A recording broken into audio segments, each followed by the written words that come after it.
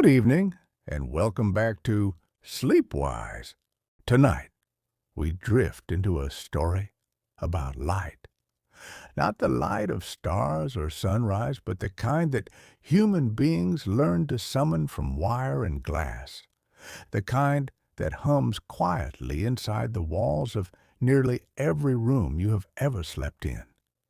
It is a story about electricity and about two men who disagreed so deeply over how it should reach the world that their conflict became one of the strangest rivalries in the history of invention.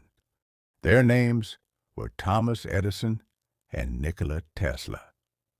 Edison is remembered as the great American inventor, the man who gave the world the phonograph, the practical light bulb, and the first electrical grid.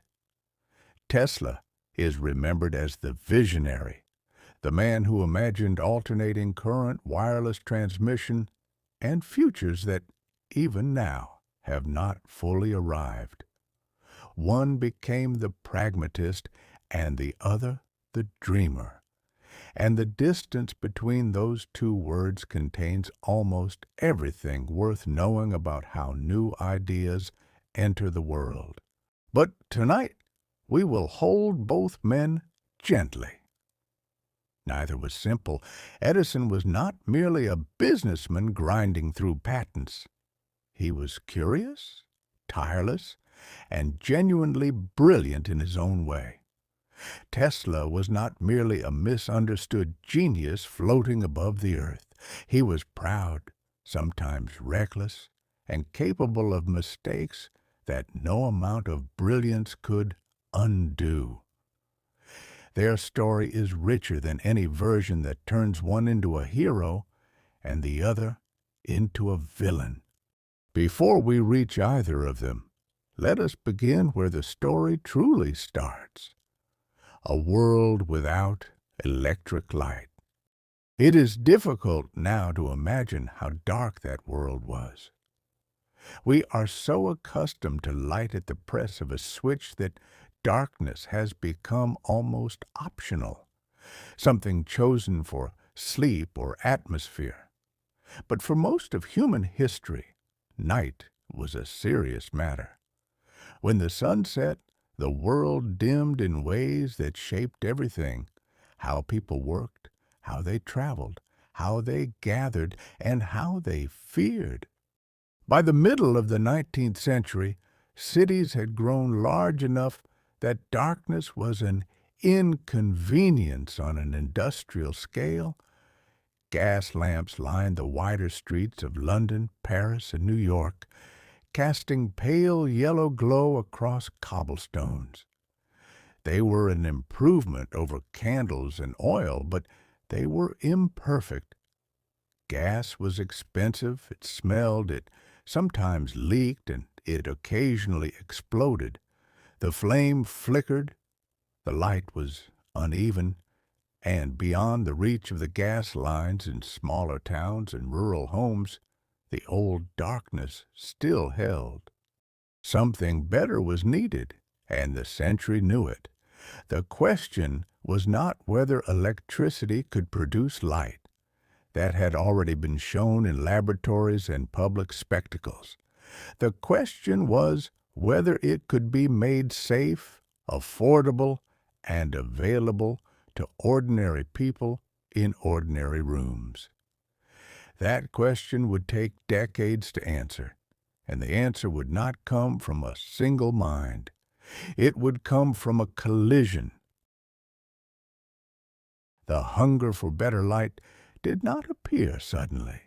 It grew alongside the cities themselves, alongside factories that ran longer hours and streets that filled with strangers after dark. By the 1870s, the science of electricity had matured enough that serious minds were turning toward practical uses, but the gap between laboratory wonder and household reality remained enormous. The foundations had been laid decades earlier. In the first half of the century, Michael Faraday had shown that a changing magnetic field could produce an electric current, a discovery so fundamental that nearly every generator built since owes something to his quiet experiments with coils and magnets. Faraday was not an engineer or an industrialist. He was a careful observer who trusted nature to reveal its patterns, and the pattern he found became the heartbeat of the electrical age. Before him, Humphrey Davy had demonstrated the arc lamp, a device that produced a brilliant, almost violent light by sending current across a gap between two carbon rods. Arc lamps were dazzling, but they were also harsh, loud, and far too bright for a parlor or a bedroom. They found their way into lighthouses and public squares, but they were not the answer for ordinary rooms. The light they gave was impressive in the way a bonfire is impressive, powerful, but uncontrollable, too much for the intimate spaces where people actually lived. Other inventors across Europe and America tinkered with various approaches. Some explored incandescent light, the idea that a filament heated by current could glow steadily without burning away too quickly. The principle was understood in broad terms, but no one had yet found the right combination of materials, vacuum, and design to make it last. Bulbs flickered and died. Filaments crumbled. The air inside the glass conspired against the glowing thread. Meanwhile, generators were improving. Dynamos grew more reliable, more efficient, and more available. The raw material of electricity was becoming easier to produce, but the question of what to do with it at the other end of the wire remained stubbornly open. Power without purpose is only noise, and electricity still lacked the practical devices that would make it worth delivering to homes and offices. This was the world waiting for someone bold enough to treat electricity not as a curiosity, but as a system, not a spark to be admired in a lecture hall, but a service to be sold, installed, and trusted. The science was ready. The engineering was close. What was missing was a certain kind of ambition, the willingness to imagine not just a device, but an entire network of devices working together. That ambition was already forming in a young man from Ohio, who had taught himself telegraphy, who had sold newspapers on trains, and who had recently built a laboratory in the New Jersey countryside that he called, without much modesty, the Invention Factory. Thomas Alva Edison arrived in the public imagination like a force of weather. By his late 20s, he had already earned a reputation as a man who could solve problems that others found impossible. And he did so with a combination of stamina, shrewdness, and sheer volume of effort that few could match. He was not, in the traditional sense, a scientist. He had almost no formal education. What he had instead was an extraordinary tolerance for failure, an instinct for what the public would want, and a workshop filled with skilled men who turned his rough ideas into working devices. Edison did not sit alone in a garret waiting for inspiration. He organized invention the way a factory owner organized production, by dividing problems into smaller pieces, assigning tasks, testing relentlessly, and keeping careful records of what did not work so that the same ground was never covered twice. Menlo Park, the laboratory he established in 1876 in rural New Jersey, was something genuinely new. It was not a university, not a corporate office, not a garage. It was a place designed for the sole purpose of producing inventions on demand. Glass blowers, machinists, chemists, and electricians worked side by side. Supplies lined the shelves. The goal was not to understand nature for its own sake, but to make things that could be sold, patented, and delivered to a waiting market. The phonograph came from this place in 1877, and it made Edison famous almost overnight. A machine that could record and reproduce the human voice seemed almost supernatural to a world that had never heard its own echo played back from a device. Edison became known as the Wizard of Menlo Park, a title he enjoyed and cultivated. He understood that invention was not only a technical act, but a public one. The press loved him, and he loved the press in return. His personality was complicated in the way that very driven people often are. He was generous with praise when it suited him and dismissive when it did not. He could be warm, funny, and deeply curious in one conversation, and stubborn, petty, and territorial in the next. He slept little, worked obsessively, and expected the same from everyone around him. He was partially deaf, a condition that seemed to sharpen his focus rather than diminish it, as though the quieter world he inhabited allowed him to concentrate more fiercely on the problems in front of him. By the late 1870s, Edison turned his attention to electric light, not because he was the first to imagine it, but because he sensed that the moment had arrived when imagination could become infrastructure. He did not want to build a better candle. He wanted to replace gas lighting entirely, and he intended to do it not with a single invention, but with a system so complete that a customer would need nothing else.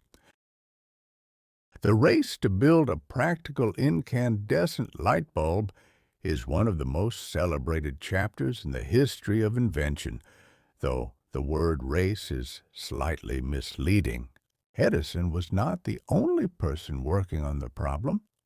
Across the Atlantic, Joseph Swan in England had been experimenting with carbon filaments in evacuated glass bulbs for years, and others had tried similar approaches in various forms.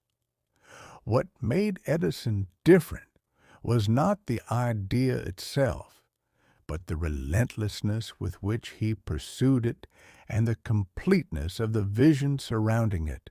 The central challenge was deceptively simple. Pass an electric current through a thin filament and it glows, but it also burns. In open air, the heat destroys the material almost instantly. Place the filament inside a glass bulb and remove the air, and the burning slows. But early vacuums were imperfect, and early filaments were fragile.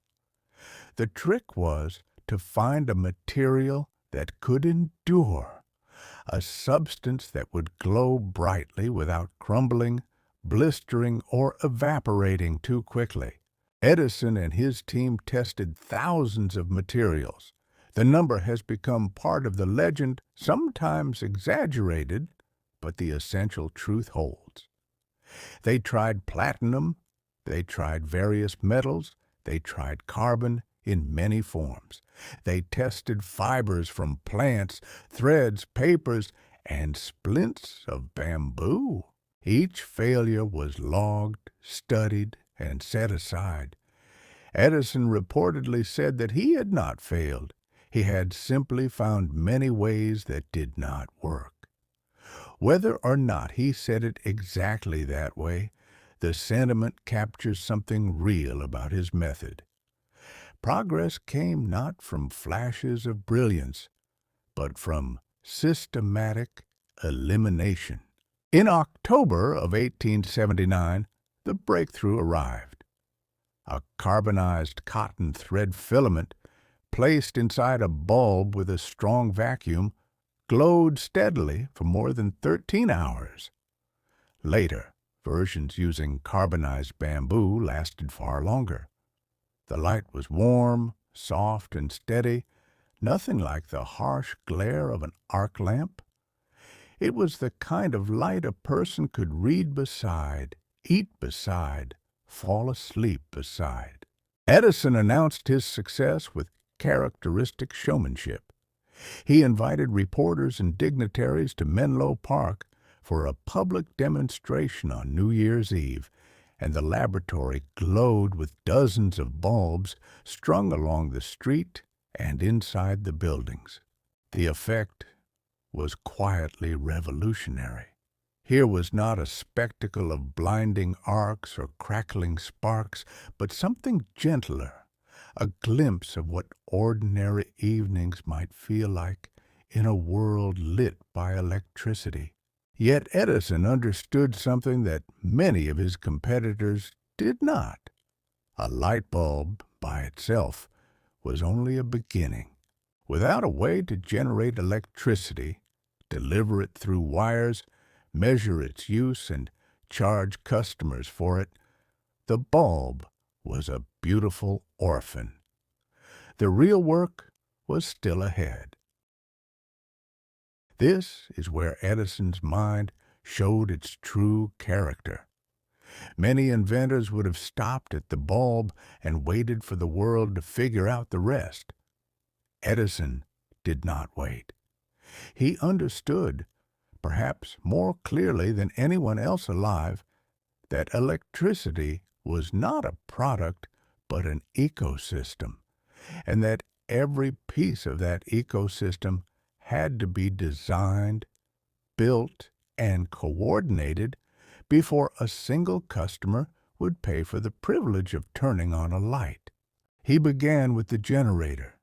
His team designed dynamos capable of producing steady direct current, machines large enough to serve an entire neighborhood from a single station.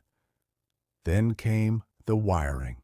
Edison's engineers laid copper cables beneath the streets, developing insulation methods and junction systems that could carry current safely underground.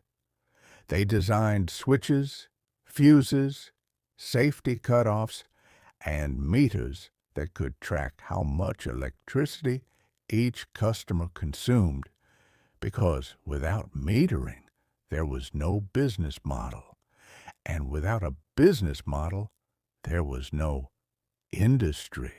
The scope of this thinking was extraordinary. Edison was not merely inventing a device, he was inventing a utility. He studied the gas lighting industry carefully, not because he admired it, but because he intended to replace it, and he knew that replacement meant matching its convenience while exceeding its quality. Gas had pipes, so electricity would have wires. Gas had meters, so electricity would have meters. Gas had central stations, so electricity would have central stations. The parallel was deliberate. On September 4th, 1882, Edison's Pearl Street station in Lower Manhattan began operation. It was the first central power station in the United States designed to deliver electricity to paying customers. The area it served was small, roughly 1 square mile of the financial district, and it powered about 400 lamps in 85 buildings. By modern standards, the scale was modest. By the standards of the day, it was a revolution. The system ran on direct current. Electricity flowed from the generator through the wires to the lamps and back again in a single, steady direction, like water through a pipe. Direct current was simple, well understood, and safe at low voltages. Edison trusted it deeply. He had built his empire around it, and he believed it was the right foundation for the electrical future. And for a brief, shining moment, it seemed as though he might be right. The lights worked, the customers paid, the press celebrated. Edison had done something no one else had managed. He had not merely demonstrated electric light, he had delivered it reliably to a neighborhood in the largest city in the country. The system was real, and it was growing. But hidden inside that triumph was a problem that Edison either underestimated or chose not to see. Direct current could not travel very far. The trouble with direct current was not philosophical, but physical. Electricity moving through a wire encounters resistance, and resistance turns useful energy into wasted heat. The longer the wire, the greater the loss. At the low voltages Edison used, current could travel only about a mile from the generating station before it weakened beyond usefulness. Beyond that radius, the lights dimmed, flickered, and eventually failed to work at all. This meant that every neighborhood needed its own power station. For a dense city block in lower Manhattan, the model could function.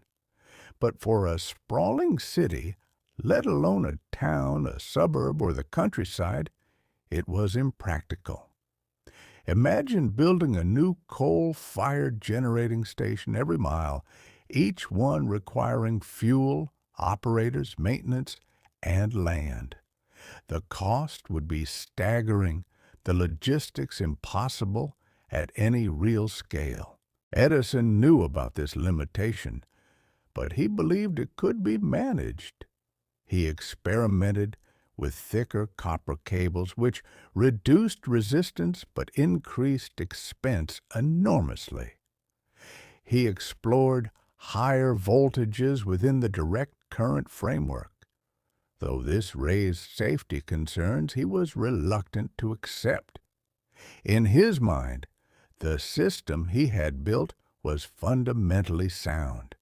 Nikola Tesla was born in 1856 in the village of Smiljan, in a mountainous region of the Austrian Empire that is now part of Croatia. His father was a Serbian Orthodox priest. His mother, though uneducated in the formal sense, was remarkably inventive in domestic life, building small tools and devices for the household with her hands. Tesla would later credit her with giving him the instinct for mechanical imagination. From childhood, Tesla was different in ways that were both extraordinary and unsettling. He experienced vivid flashes of light that appeared before his eyes without warning. He could visualize objects in his mind with such precision that they seemed as real as the physical world. Later in life, he described being able to construct an entire machine mentally, rotate it, examine it from every angle, and even run it in his imagination to see where it might wear or fail, all before drawing a single line on paper. This was not metaphor. It was the way his mind worked, and it set him apart from nearly everyone he would ever meet. Where Edison tested and tinkered in the physical world, building device after device until something functioned, Tesla designed in the theater of his own consciousness. He trusted the images in his head with the same confidence that other engineers placed in their workshops. He studied engineering at the Technical University in Graz, Austria, where he first encountered a direct current motor called a Gamma dynamo. The machine worked, but it used devices called commutators to maintain the current's direction, and these produced visible sparking. Tesla found this inelegant. A professor told him that eliminating the commutator was essentially impossible. Tesla disagreed quietly and carried the problem with him like a seed waiting for the right season. The answer came to him in 1882 while walking in a park in Budapest. By his own account, the idea appeared whole. He saw in his mind a rotating magnetic field, a field that could spin without mechanical switching, generated by currents that alternated in carefully timed phases. A motor built on this principle would not need commutators, would not spark, and could run with a smoothness and efficiency that direct current motors could not easily match. He reportedly sketched the design in the dirt with a stick. Whether that detail is perfectly true or slightly polished by memory, the core of the story is sound. Tesla had conceived the polyphase alternating current motor, and with it the foundation of a system that could generate, transmit, and use electrical power in an entirely different way from anything Edison had imagined. He did not yet have the resources to build it. He did not yet have a patron or a laboratory. But the architecture was complete in his mind, and he carried it westward, across the ocean, toward the country where the electrical future was being written. Tesla arrived in New York in June of 1884 with very little money, a few personal belongings, and a letter of introduction addressed to Thomas Edison. The letter was reportedly written by Charles Batchelor, one of Edison's associates in Europe, and according to legend it said something to the effect of, "I know two great men, and you are one of them. The other is this young man." Whether those exact words were written is uncertain, but the spirit of the recommendation was clear. Tesla was considered exceptional. Edison hired him. The two men worked in the same orbit for several months, and the contrast between them was immediate. Edison was empirical, hands-on, impatient with theory. He trusted trial and error.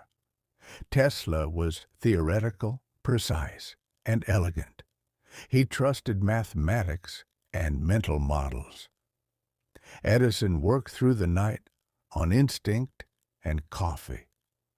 Tesla worked through the night on vision and obsessive internal clarity.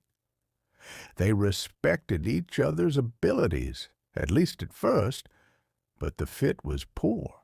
The breaking point, as Tesla later told the story, involved a promise.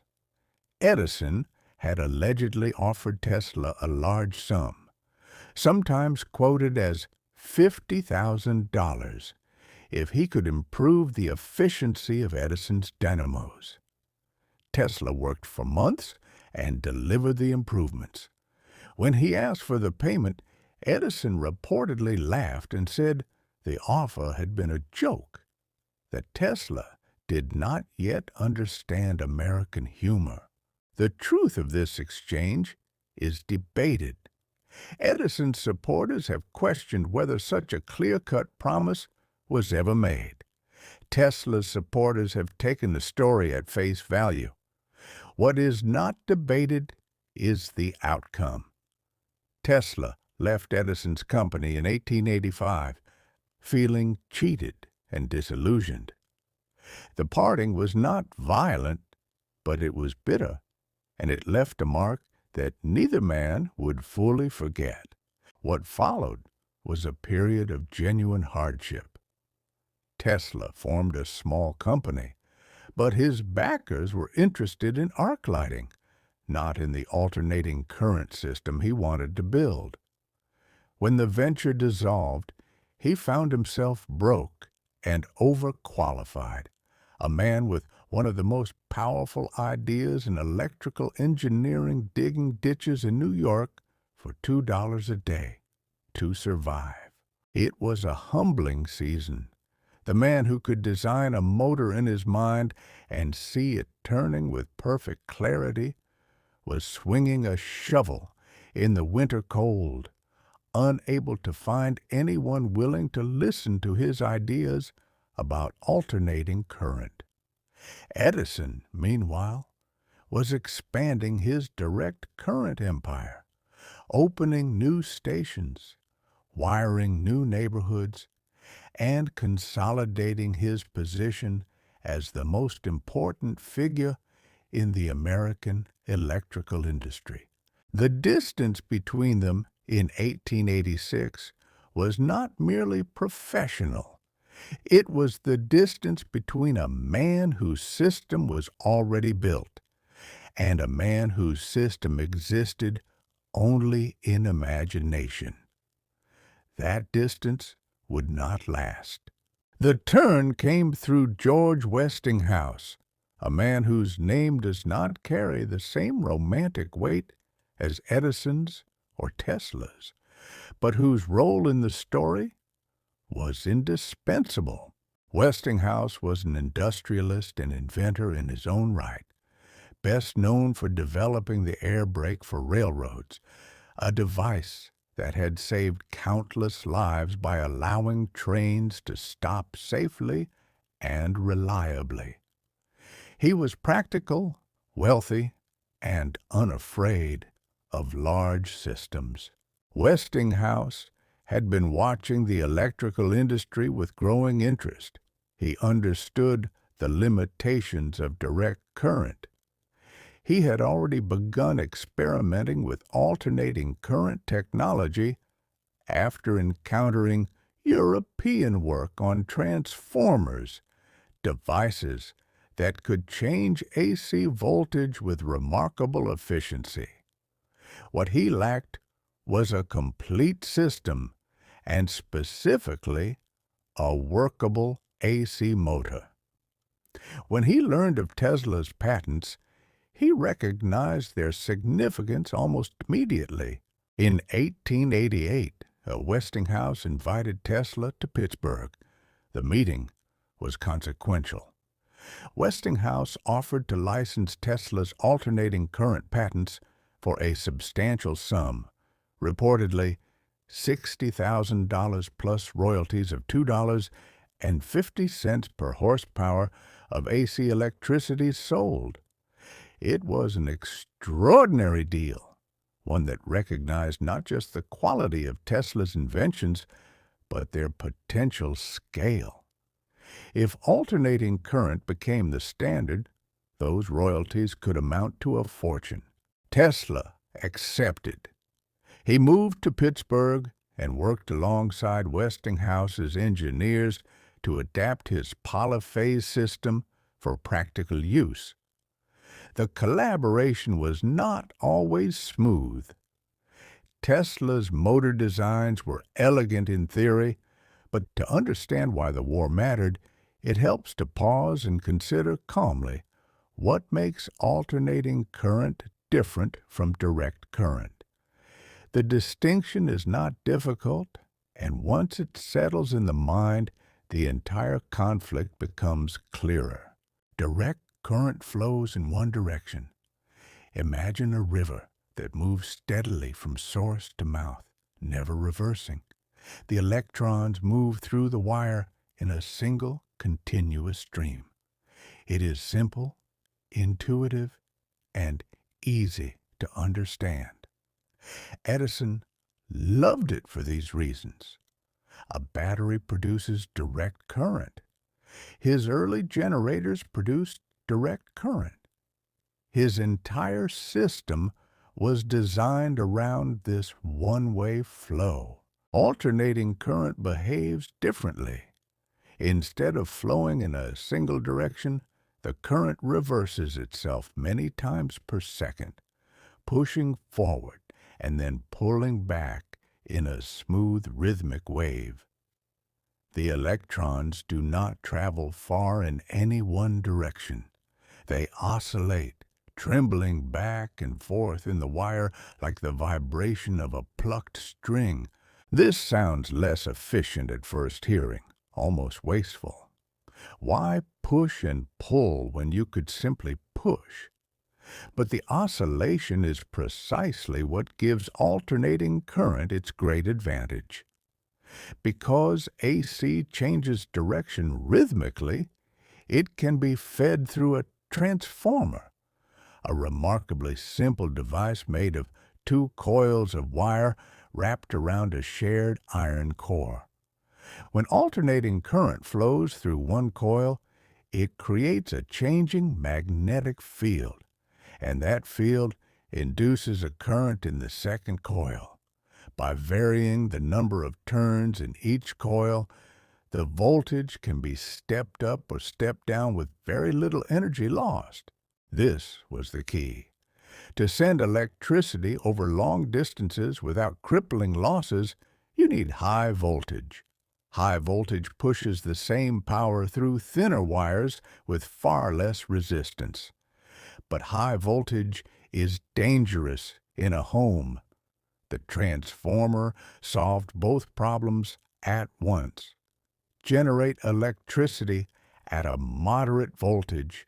Step it up for the journey across miles of wire, then step it back down to safe levels near the customer. Direct current in the 1880s had no equivalent trick. There was no simple way to change its voltage. What you generated was essentially what you delivered. Edison's system remained trapped within its small radius, powerful but local, brilliant but limited. Tesla's polyphase AC system added another layer of elegance. By using multiple alternating currents slightly out of phase with one another, he could create a rotating magnetic field that drove motors smoothly and powerfully. AC was not merely better for transmission. It was the foundation of a new kind of electric motor that would eventually power factories and appliances across the world. The physics was settled. The engineering was ready.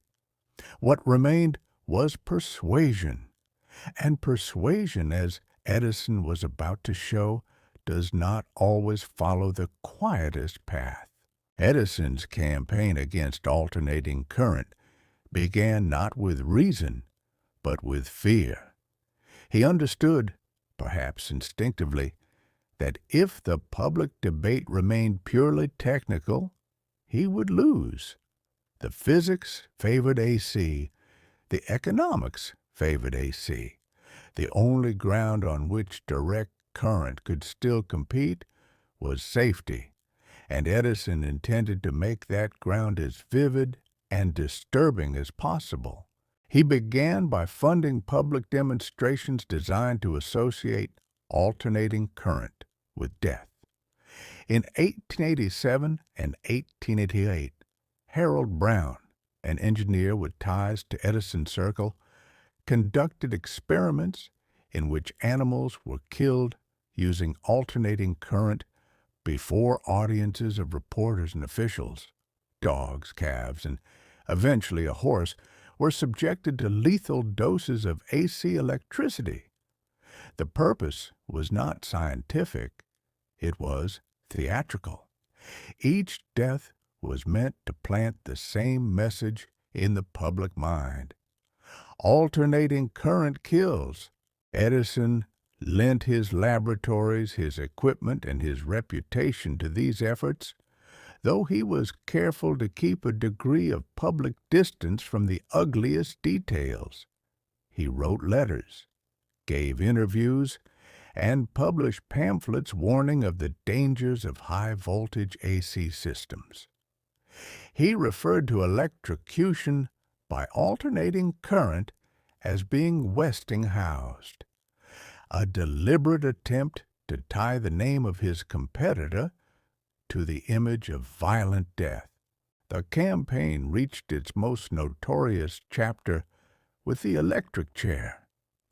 New York State was searching for a more humane method of execution than hanging, and Edison's allies worked to ensure that the device chosen would run on alternating current. If the state itself used AC to kill condemned prisoners, the association between Westinghouse's system and lethality would be sealed in the public imagination.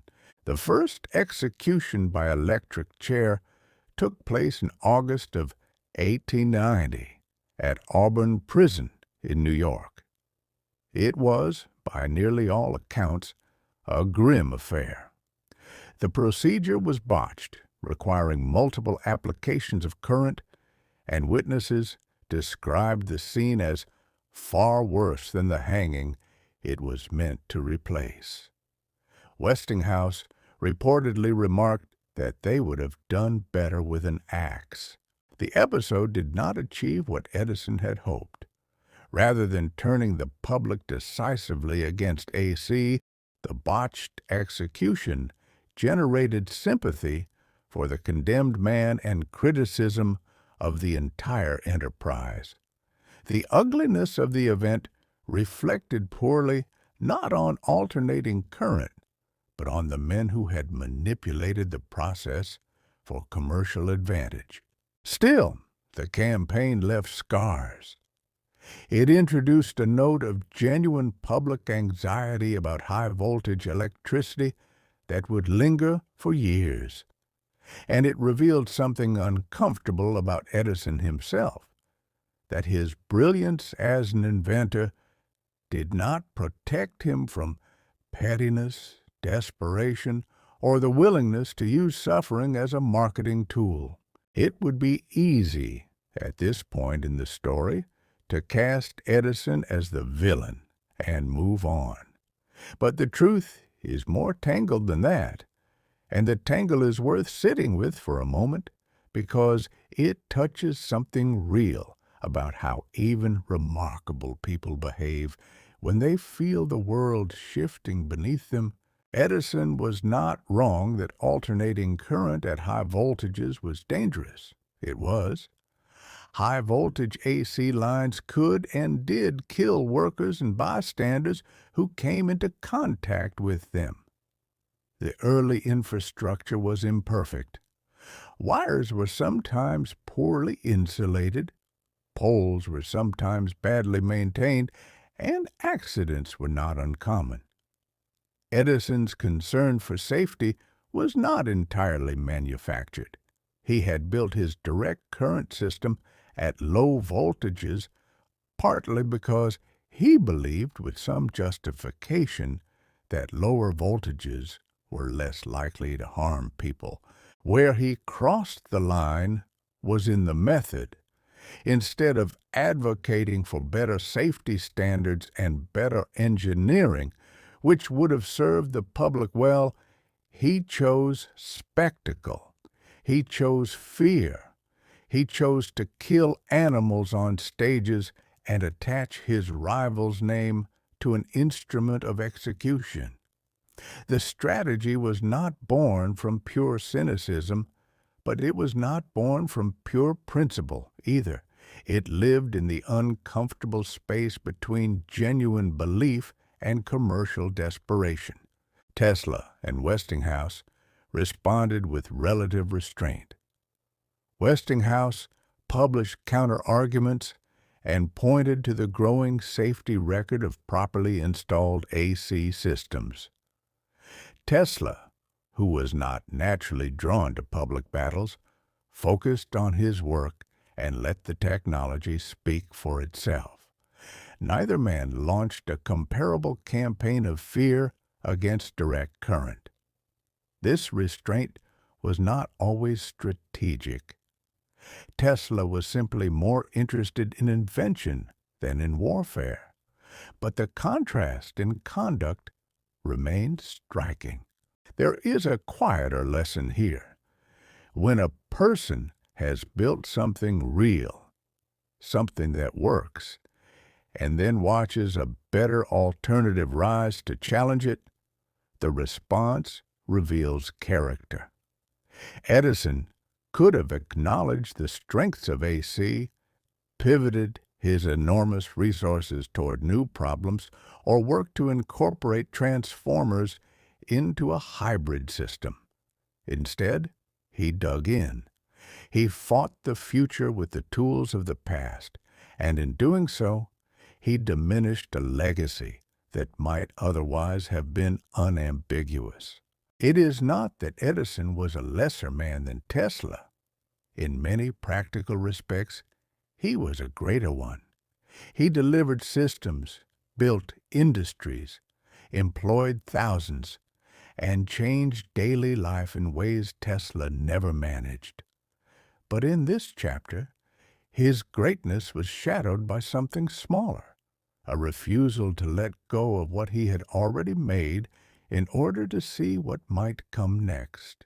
The war continued, but the outcome was beginning to take shape, and it would announce itself not with pamphlets or demonstrations, but with light on a scale no one had ever seen. In 1893, the city of Chicago hosted the world's Columbian Exposition, a grand fair celebrating the 400th anniversary of Columbus's arrival in the Americas. It was designed to showcase the best of modern civilization, and the organizers wanted it to be spectacular. Among the many contracts up for bid, one stood out above the rest. The fair needed to be lit, and it needed to be lit on a scale that would astonish the world. Edison's General Electric Company submitted a bid to illuminate the exposition using direct current. Westinghouse, backed by Tesla's alternating current system, submitted a competing bid. The difference in cost was decisive. Westinghouse offered to do the job for roughly half the price General Electric had proposed. The fair's organizers chose Westinghouse. It was a pivotal moment, not because alternating current had never been used before, but because the exposition would be the largest and most visible demonstration of electrical power the world had ever seen. More than 27 million people would visit the fair over its 6-month run. Whatever system lit the grounds would be seen, discussed, and remembered by an entire generation. Tesla and Westinghouse delivered. The fair opened on the evening of May 1st, and when President Grover Cleveland pressed a golden telegraph key to signal the start, roughly 100,000 incandescent lamps came to life at once. The effect was breathtaking. Buildings glowed white against the night sky. Fountains shimmered, walkways sparkled. Visitors who had never seen electric light in their own homes stood surrounded by it on every side, soft and steady and seemingly endless. The press called it the White City. Photographs from the fair show a landscape that looks almost dreamlike. Classical architecture bathed in electric light, reflecting pools turned to mirrors, crowds moving through a world that felt like a glimpse of the future. For many visitors, it was the first time they understood what electricity could really do, not as a curiosity in a laboratory, but as a presence that could reshape the experience of night itself. Tesla himself was present at the fair, giving demonstrations that drew considerable attention. He showed alternating current motors, fluorescent lighting, and high-frequency electrical effects that seemed almost magical. He allowed current to pass through his own body to light lamps, a dramatic illustration of how AC at certain frequencies could be handled safely. The crowds were fascinated.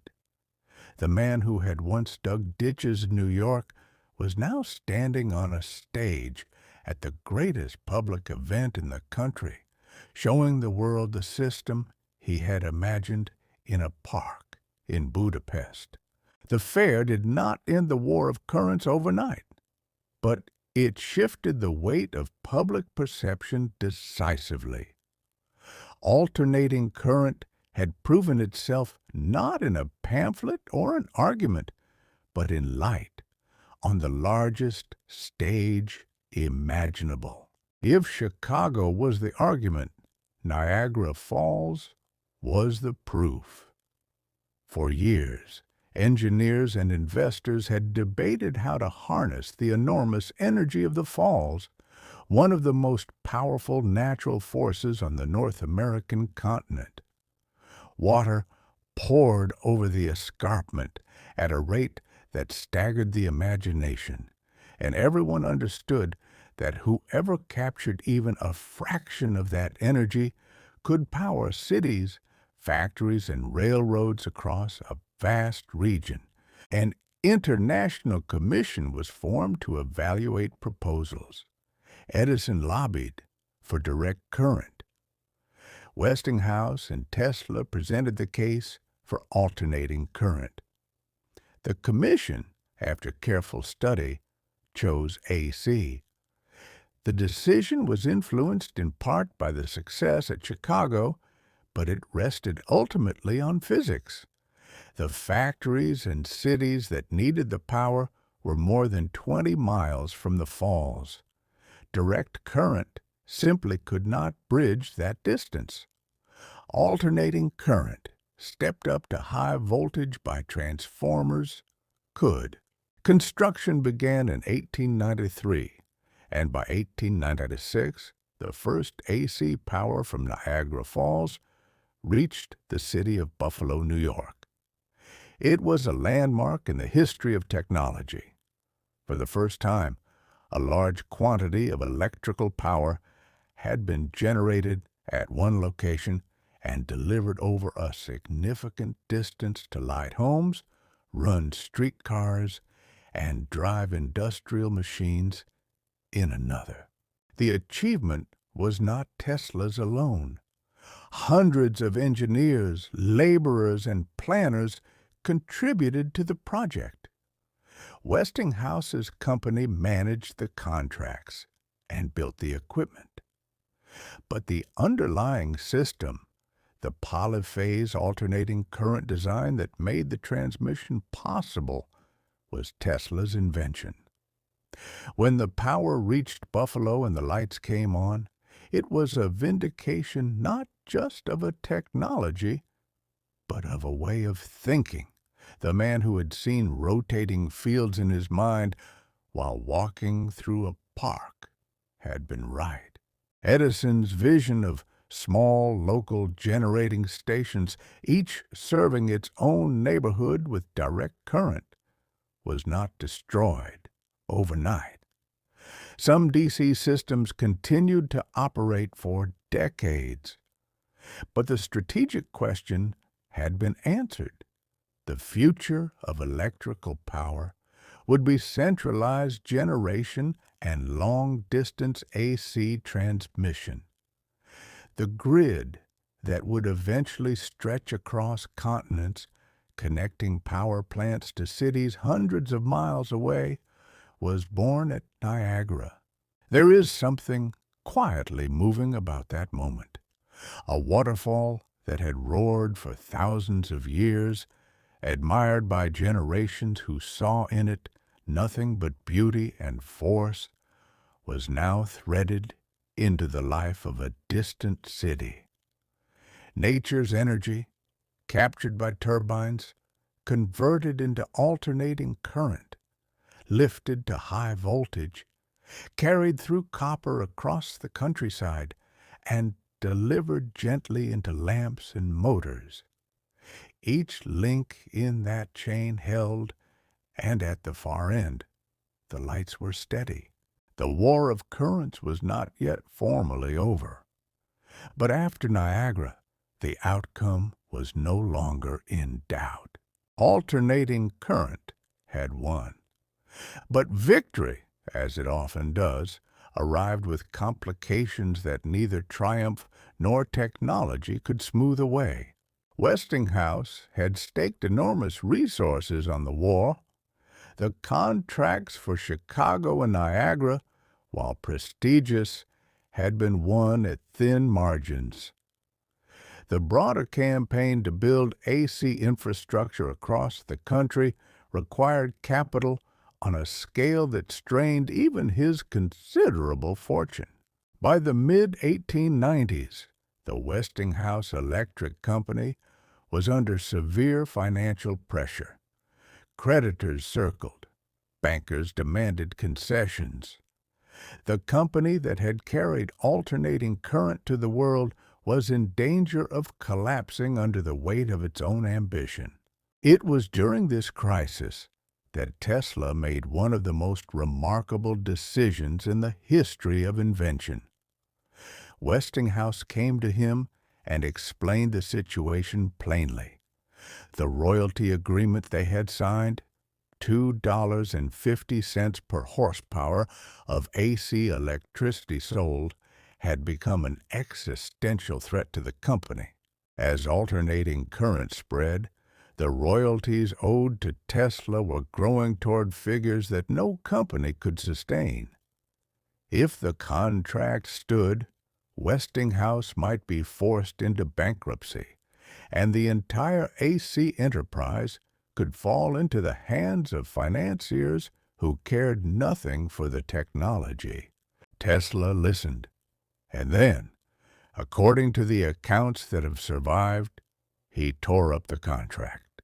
He did not renegotiate. He did not ask for a reduced rate.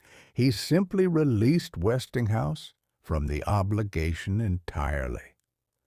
The decision cost him what would have been, by some estimates, hundreds of millions of dollars in future royalties.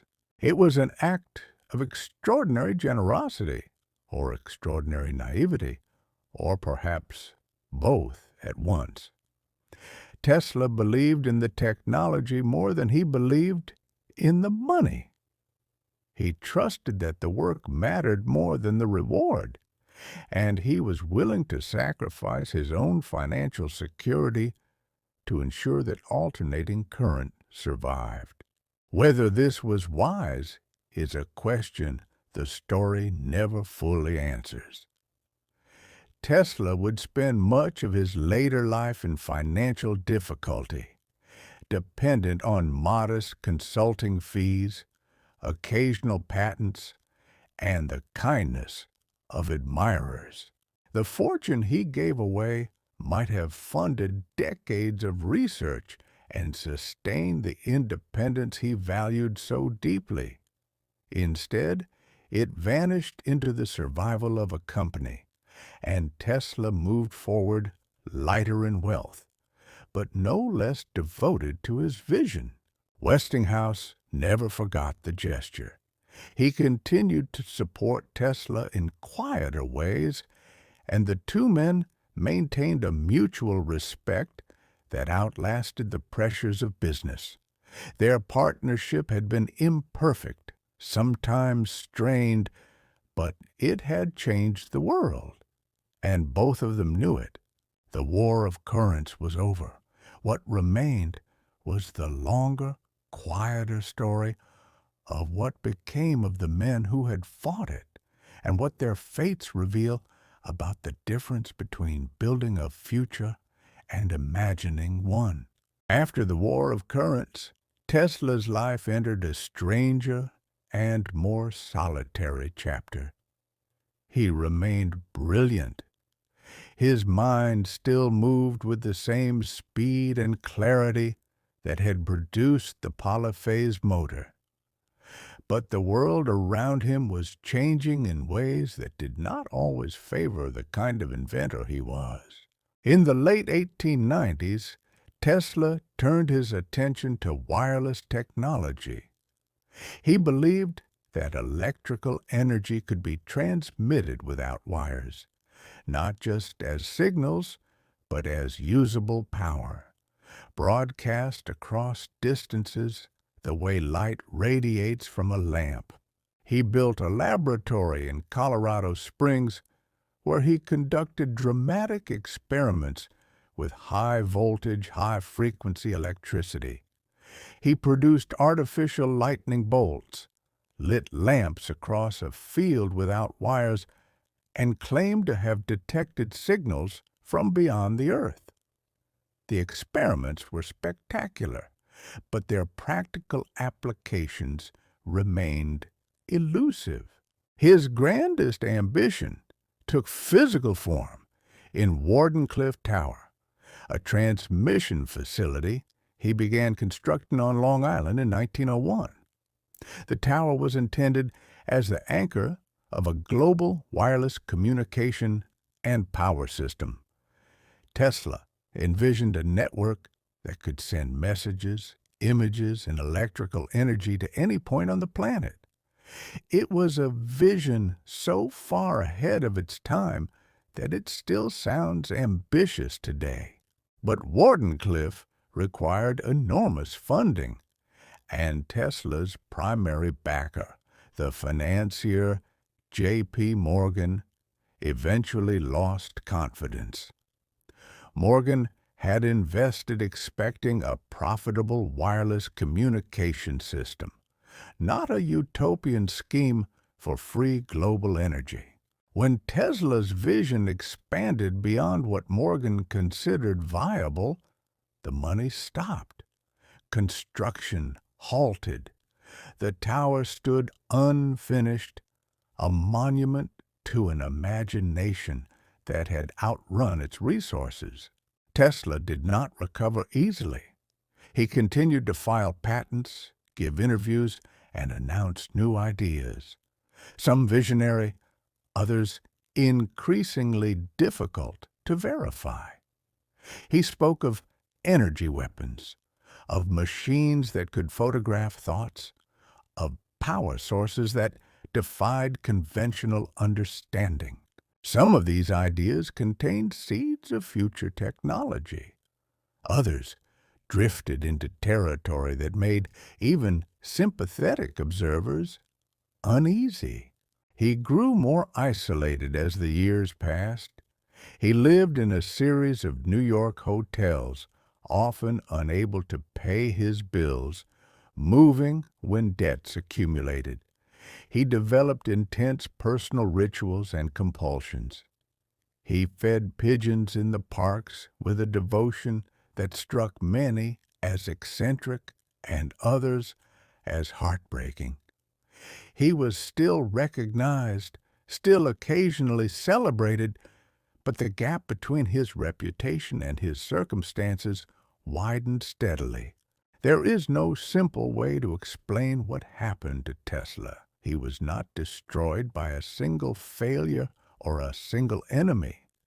He was undone gradually by financial misjudgment, personal pride, the absence of a partner like Westinghouse, and the fact that some of his ideas were simply too early for the world around him. Edison's later years followed a very different arc.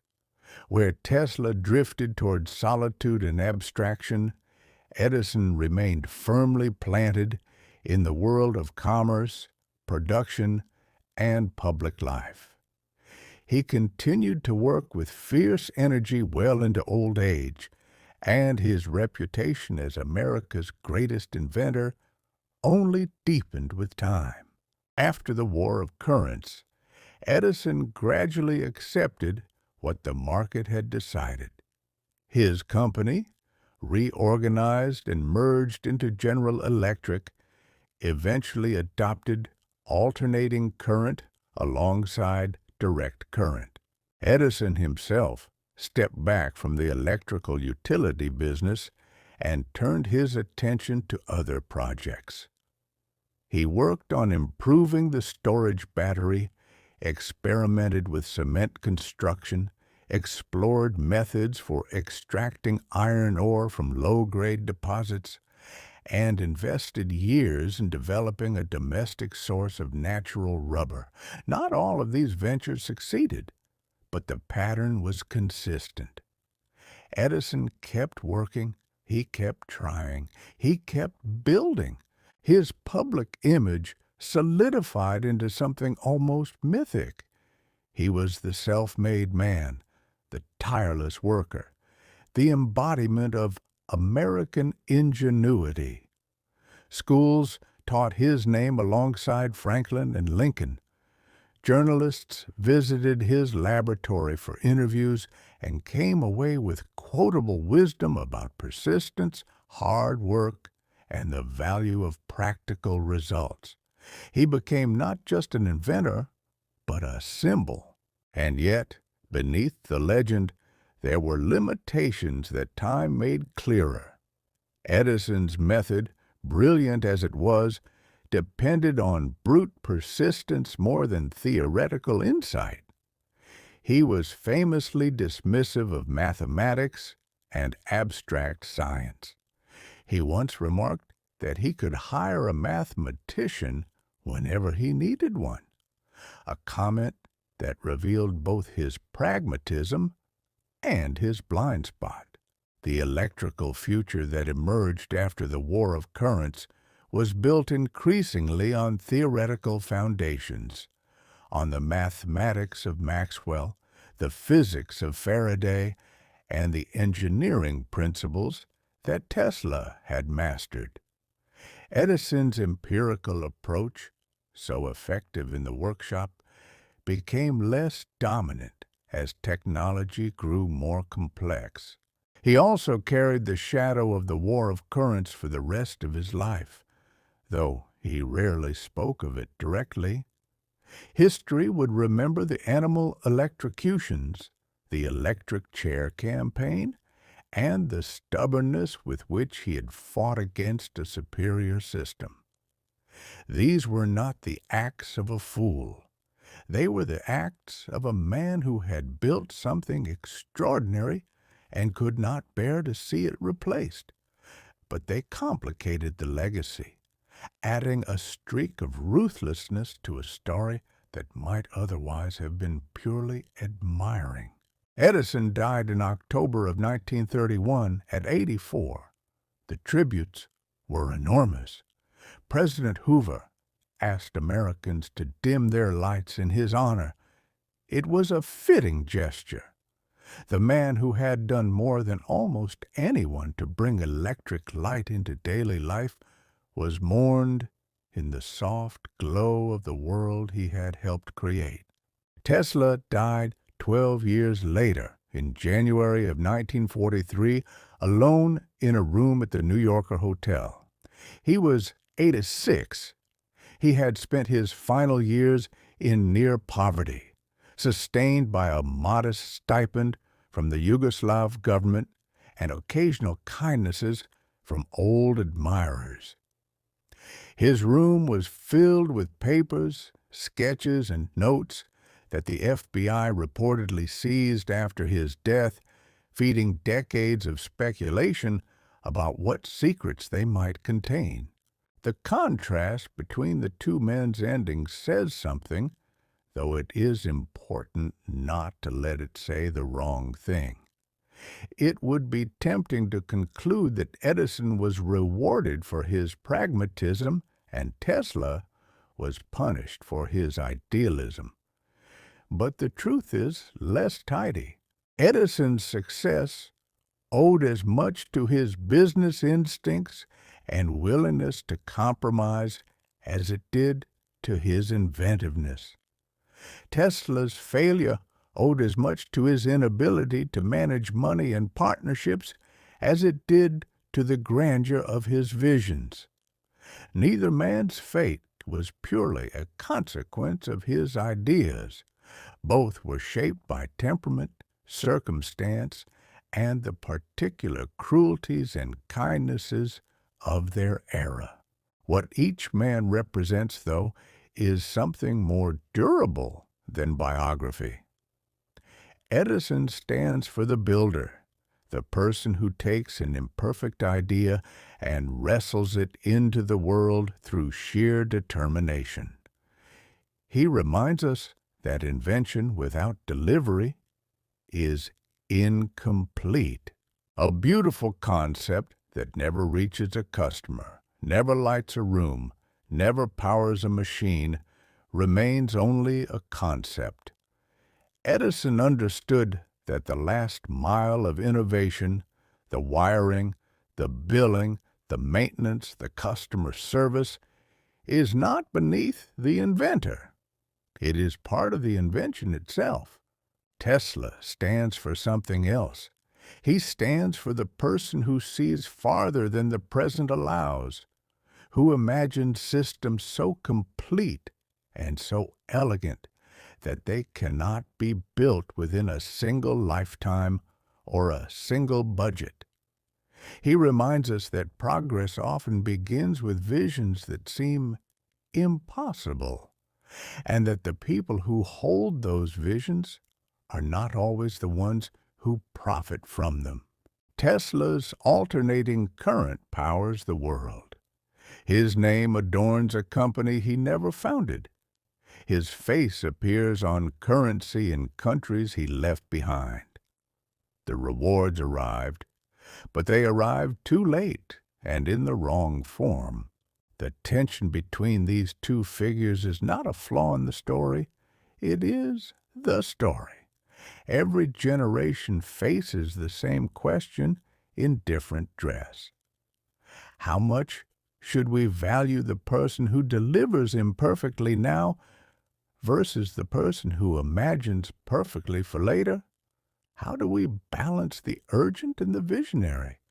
How do we honor the builder without dismissing the dreamer, and honor the dreamer without forgetting that someone eventually has to lay the wire? There is no clean answer. Edison and Tesla did not resolve that tension. They embodied it, lived inside it, and left it for the rest of us to carry forward.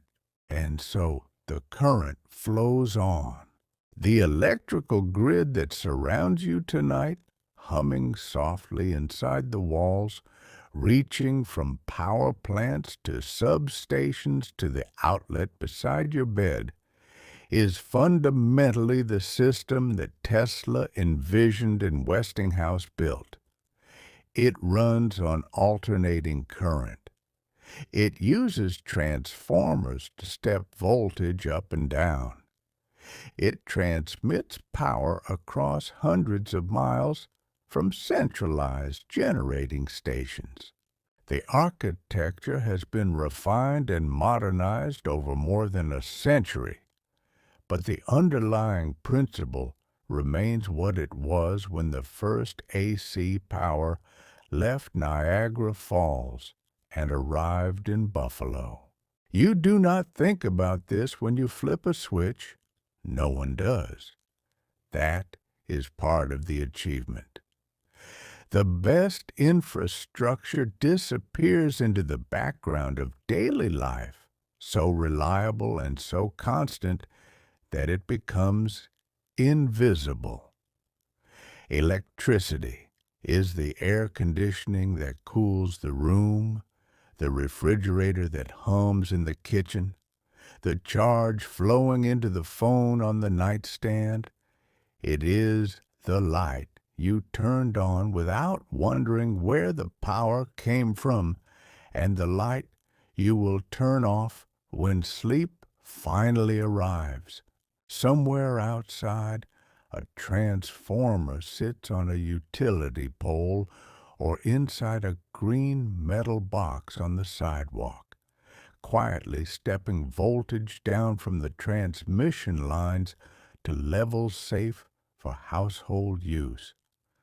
That transformer is a direct descendant of the devices that made alternating current practical.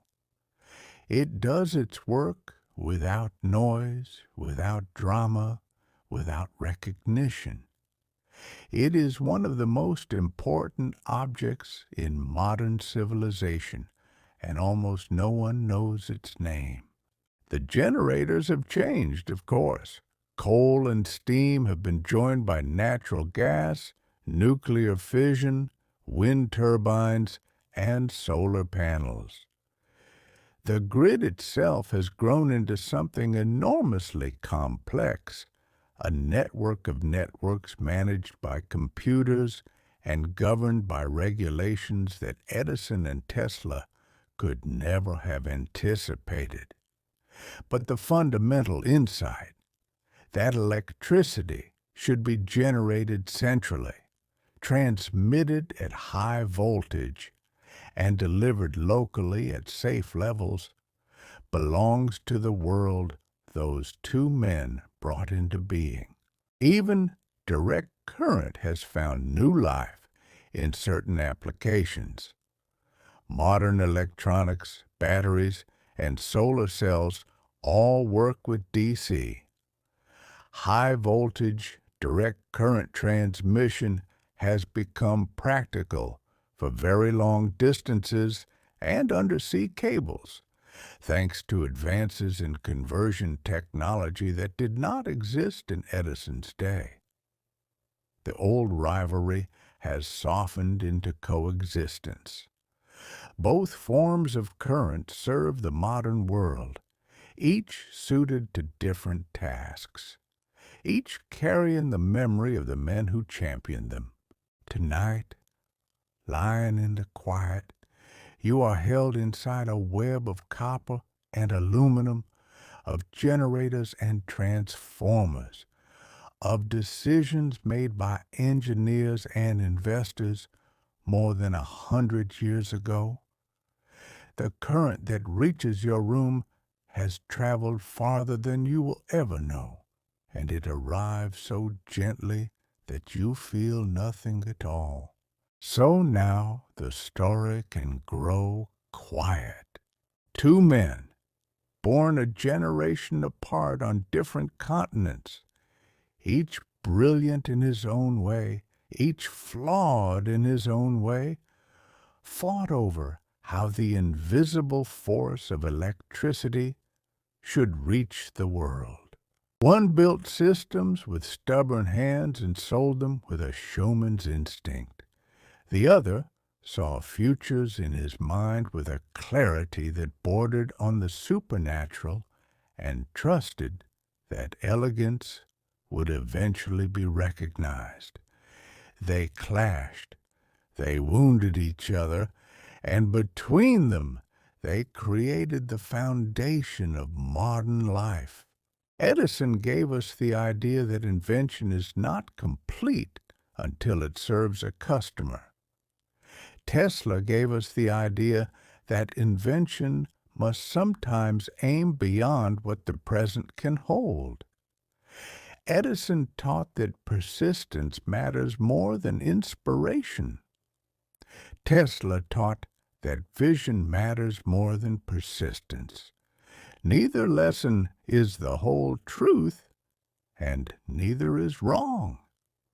The world needed both arguments, and it still does. The war they fought is over, but the tension they embodied is not. It lives in every laboratory, every startup, every argument between the person who says ship it now and the person who says make it right. It lives in the distance between what the market wants and what the future needs. It lives wherever someone must choose between the profitable and the beautiful, between the proven and the possible. That tension is not a problem to be solved. It is a feature of how progress actually works, messy, contentious, and carried forward by people who disagree for reasons both sides believe are important. Perhaps that is something to be held, the way a wire holds a current, the way a story holds a meaning that cannot be reduced to a single sentence. Edison and Tesla were not opposites. They were two halves of a conversation that the world still needs, a conversation about ambition, about craft, about what we owe the future and what we owe the present. The pragmatist, without the dreamer, builds only what already exists. The dreamer, without the pragmatist, builds only what cannot yet be touched. Outside this room, the grid is still alive. Somewhere a turbine turns in the dark. Somewhere a transformer hums on a quiet street. Somewhere electricity crosses a distance that would have seemed impossible to the men who first argued about how to send it. The current does not remember who won or who lost. It only moves steady and patient through the night. If these quiet journeys help you rest, you can follow SleepWise and share it with someone who might enjoy falling asleep while learning something new. The lights are dimming now. The old argument has faded into the hum of the walls. Two men, long gone, still holding the world's lights on. One who built with his hands, one who built with his mind. Both necessary, both incomplete without the other. The room is dark. The current still flows. The world slows, and so do we. Good night.